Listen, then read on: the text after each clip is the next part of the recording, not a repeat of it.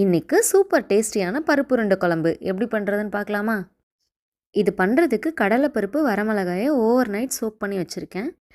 இதை வடித்து எடுத்து வச்சுக்கலாம். இது கூட உப்பு, பெருங்காயம், சோம்பு, பூண்டு இதெல்லாம் சேர்த்து நைஸாக அரைச்சிடுது. இது கூட குட்டி குட்டியாக கட் பண்ண பெரிய வெங்காயம், கொத்தமல்லி தழை இதெல்லாம் சேர்த்து பிசைஞ்சிட்டு குட்டி குட்டி பால்ஸாக பிடிச்சி எடுத்து வச்சுக்கலாம். இது ஒரு இட்லி சட்டியில் 15 மினிட்ஸ் ஸ்டீம் பண்ணி எடுத்து வச்சுக்கலாம். ஸ்டவ் ஆன் பண்ணிட்டு ஒரு கடாயில் எண்ணெய் சேர்த்துக்கலாம். எண்ணெய் காஞ்சதும் கடுகு, வெந்தயம், கருவேப்பிலை, குட்டி குட்டியாக கட் பண்ண பூண்டு, பெரிய வெங்காயத்தை குட்டி குட்டியாக கட் பண்ணி வச்சுருக்கேன், அதுவும் சேர்த்துக்கிறேன். இது நல்லா வதக்கி விட்டு இது கூட தக்காளி சேர்த்துக்கலாம். கொஞ்சமாக உப்பு சேர்த்து வதக்கி விட்டுக்கலாம்.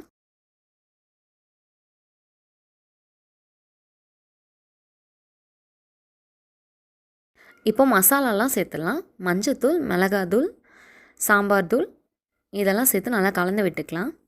ஒரு கிளாஸ் தண்ணி சேர்த்து நல்லா கலந்து விட்டுக்கலாம். இந்த மசாலாலாம் பச்சை வாசம் போனதும் புளி தண்ணி கொஞ்சமாக சேர்த்துக்கிறேன்.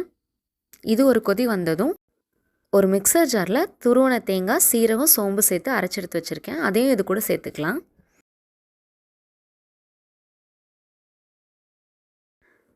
இதெல்லாம் சேர்ந்து நல்லா கொதிக்கட்டும்.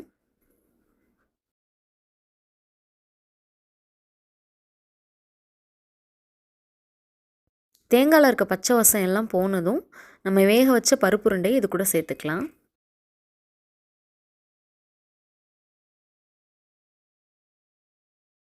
இது நல்லா கலந்து விட்டு ஒரு 10 நிமிஷம் கொதிக்க வச்சு ஆஃப் பண்ணிடலாம்.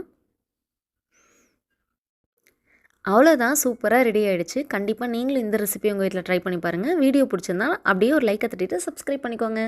நெக்ஸ்ட் இன்னொரு வீடியோவில் பார்க்கலாம். அது வரைக்கும் ஹாப்பி குக்கிங். பாய்.